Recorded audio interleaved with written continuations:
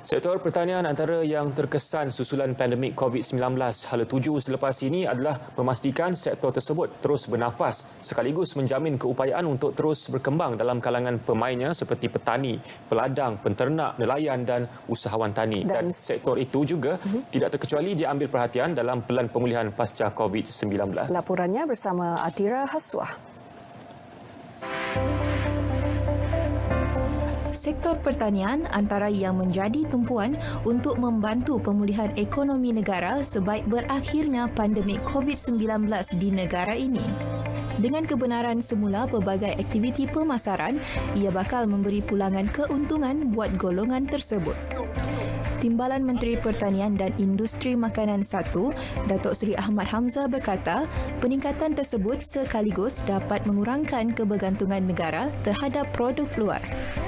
Melalui Kementerian Pertanian, kita telah mewujudkan satu daripada agensi yang dipanggil Agropreneur Muda. Yang kerajaan memang beri bantuan untuk memastikan supaya pemuda-pemuda kita, golongan muda dapat menceburkan diri dalam pertanian. Kerana kita mahu pertanian dijadikan sebagai punca pendapatan yang lumayan. Apatah lagi gerakan kita pada ketika ini bagi memastikan supaya bekalan makanan mencukupi. Malah menurut beliau, keberanian golongan belia yang kini dilihat semakin menguasai bidang pemasaran memberi inisiatif buat pihaknya untuk terus memberi bantuan. Mengambil berat berhubung hal ehwal petani, siang tadi beliau melakukan lawatan kerja ke negeri Pahang dengan tapak projek fertigasi cili di Pancing, Kuantan menjadi salah satu lokasi dikunjungi. Pengurus projek fertigasi cili Muhammad Zaim Ahmad berkata, khidmat nasihat sepenuhnya yang diperolehi daripada pejabat daerah pertanian Kuantan memberi dorongan buat dirinya. Dekat Agro Maju Selatan ni kita guna 100% peluang pekerjaan kita bagi kepada penduduk tempatan.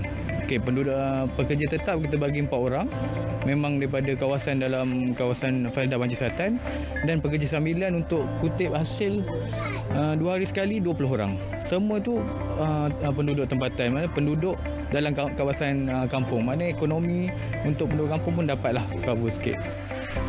Malah, hasil yang diperolehi setakat pertengahan tahun ini dicatat sebanyak 17 tan melalui penanaman di tanah berkeluasan 1.7 hektar.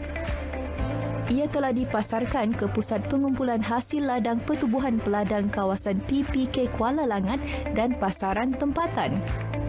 Sementara itu, bagi pengusaha penternakan lembu pedaging Muhammad Fadzil Ahmad, pelbagai khidmat nasihat serta bantuan yang diberi Kementerian Pertanian dan Industri Makanan memberinya peluang berdaya maju. Ladang pusat penyembelihan saya dekat sini berkeluasan 10 ekar dan ladang feedlot kita 75 ekar. MOA beri bantuan lebih kepada khidmat nasihat, penggunaan tanah rizab haiwan yang kita dapat daripada pihak MOA. Bantuan yang diterima pelbagai agensi selama 22 tahun dalam bidang penternakan memberi manfaat yang cukup bermakna untuk meningkatkan serta memperbaiki pengeluaran. Kementerian Pertanian dan Makanan Industri MOA sentiasa membantu golongan seperti petani, penternak, nelayan dan usahawan dalam meningkatkan taraf hidup mereka. Ia sekaligus membantu meningkatkan penghasilan penggandaan dalam menghasilkan sumber makanan domestik dan sekaligus kelangsungan keselamatan makanan untuk berada pada tahap yang stabil. Atira Haswah, RTM.